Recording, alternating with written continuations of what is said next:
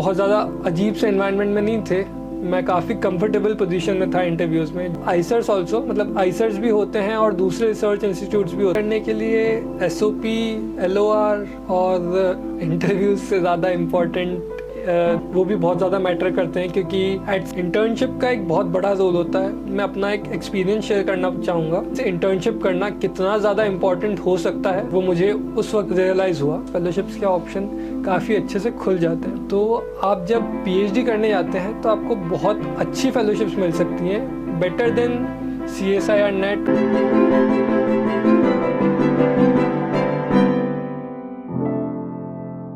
Hello and welcome to Detox Biology. Today our guest is Satyajit Palai, who has qualified JGEE Bills, IIT JAM and GATE B. So Satyajit, how are you? I'm good, and it feels honored to be here and share my experience of this journey with the aspirants. So thank you, ma'am, for welcoming me. It feels honored to be here.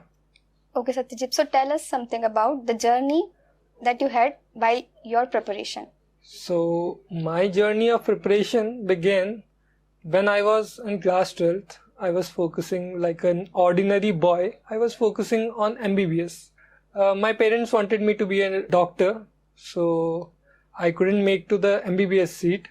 तो मुझे MBBS की seat तो नहीं मिली, मुझे dental मिल रहा था, but मुझे नहीं करना था dental. So I decided to get what I want to do. Tell us something about how did you get to know about TIFR? So TIFR is an institute that is famous for its integrated PhD. It is one of the premier institutes. So during the journey of preparing for IIT JAM, actually I knew about IIT JAM. At primary stage, I started preparing for IIT JAM. While preparing for the exam, I gradually got to know about TIFR institutes, and then I explored that JGEE Bills is an entrance for that exam, for that colleges. So from there I got to know about TIFR and GATE B. So is it enough that you just need to qualify the examination?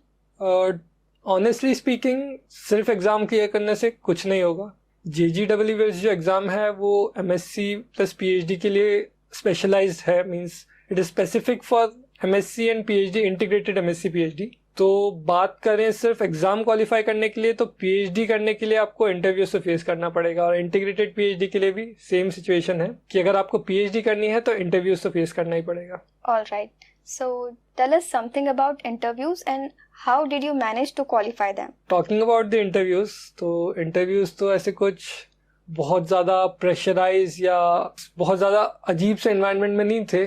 मैं काफ़ी comfortable position में था interviews में. जो panelist होते हैं या interviewers होते हैं, जैसे कि एक नॉर्मल लड़के की थिंकिंग होती है कि बहुत ज़्यादा रूड या बहुत ज़्यादा हार्श या बहुत ज़्यादा थोड़े डरावने टाइप्स होते हैं, तो ऐसा बिल्कुल भी नहीं होता है. वो बहुत ज़्यादा फ्रैंक होते हैं और they try to make you comfortable. वो एक ऐसे ककून में ले आते हैं आपको कि आप अपना बेस्ट दे पाएँ. तो मेरे साथ भी कुछ ऐसा ही हुआ था. मेरा फर्स्ट इंटरव्यू जो था, ऑफलाइन इंटरव्यू की बात कर रहा हूँ, बाकी ऑनलाइन इंटरव्यूज़ तो काफ़ी कुछ हुए थे, लेकिन ऑनलाइन और ऑफलाइन इंटरव्यूज़ में काफ़ी फ़र्क है. जो फर्स्ट ऑफलाइन इंटरव्यू था मेरा, वो था DBS में, TIFR मुंबई में.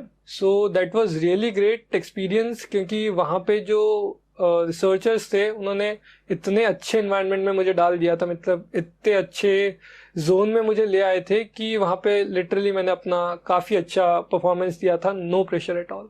Tell us something, except interview and the examination, what was the thing that is very much important to qualify the exam? So I told you about interviews. Apart from interviews, there is a thing called SOP, Statement of Purpose, जिसके बारे में आधी crowd को पता ही नहीं होता है.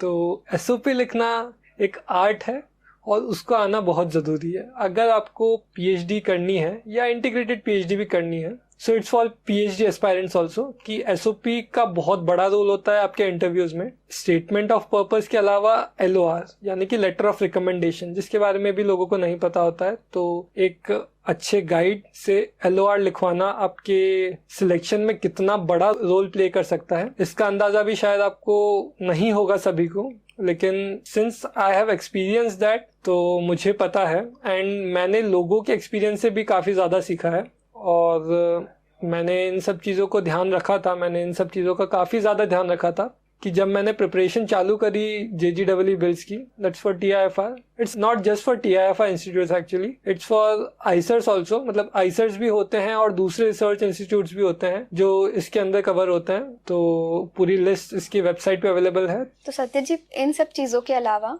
Interview qualify करने के लिए क्या इम्पोर्टेंट चीज़ है? इंटरव्यू क्वालिफाई करने के लिए SOP, LOR और इंटरव्यू से ज़्यादा इम्पोर्टेंट दो चीज़ें हैं। सबसे पहले तो आपकी पर्सनैलिटी और दूसरा कॉन्फिडेंस। इन दोनों के बिना इंटरव्यूज में तो कुछ परफॉर्म होगा ही नहीं।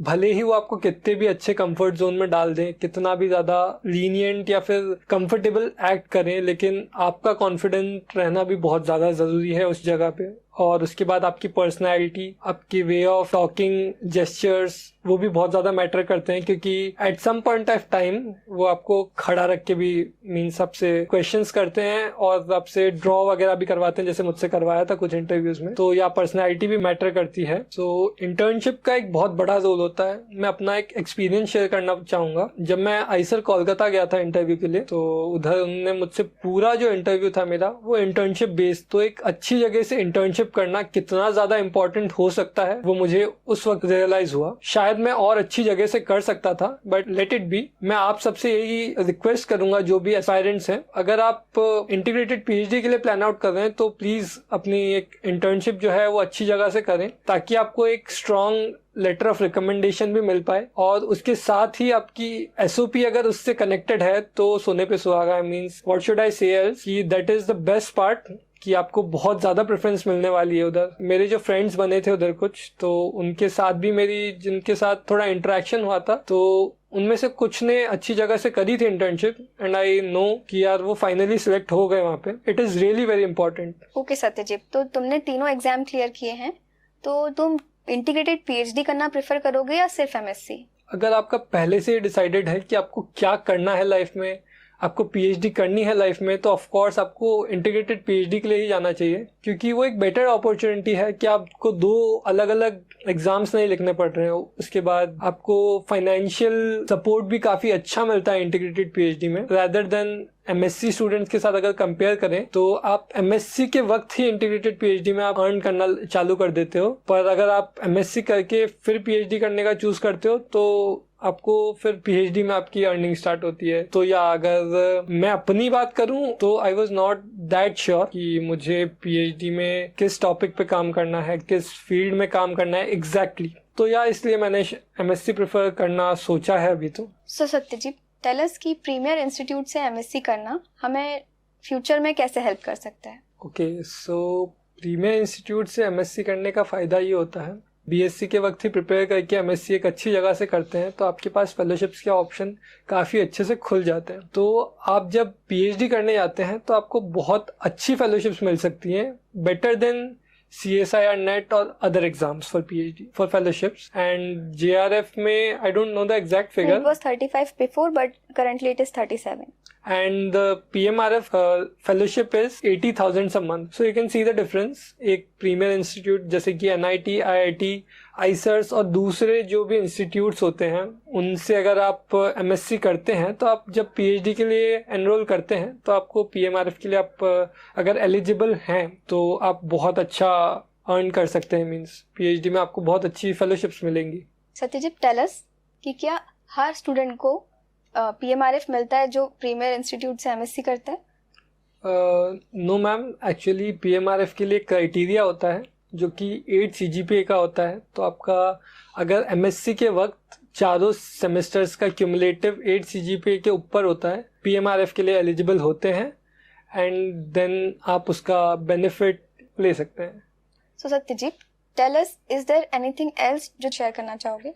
या डेफिनेटली मैम, एंट्रेंस एग्ज़ाम या कोई भी लाइफ की एग्ज़ाम अगर आपको क्लियर करनी हो तो सबसे ज़्यादा ज़रूरी क्या होता है, सब चीज़ से कट ऑफ कर लेना, सब लोगों से कट ऑफ कर लेना, मोबाइल फ़ोन्स, टीवीज़, इन सब से कट ऑफ कर लेना, अपनी हॉबीज़ ना फॉलो करना, लोगों को प्रायोरिटी ना दे के अपनी स्टडीज़ को प्रायोरिटी देना, सोशल मीडिया पर एक्टिव ना रहना, मीन्स अपनी पूरी लाइफ को एकदम अपने आप तक सीमित कर लेना। तो ऐसा कुछ भी नहीं होना चाहिए आपके साथ, ये सब एक झूठ है, ऐसा कुछ भी नहीं करना पड़ता है।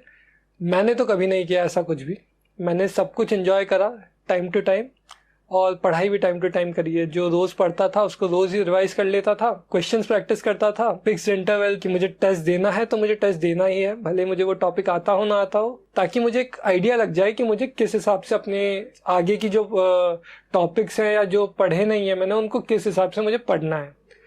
उसने मुझे काफ़ी ज़्यादा हेल्प करा प्लान करने में, मेरी स्ट्रैटेजी कि मैं कैसे अपने आप को बिल्ट ऑन करूँगा अपनी स्ट्रैटेजी पे।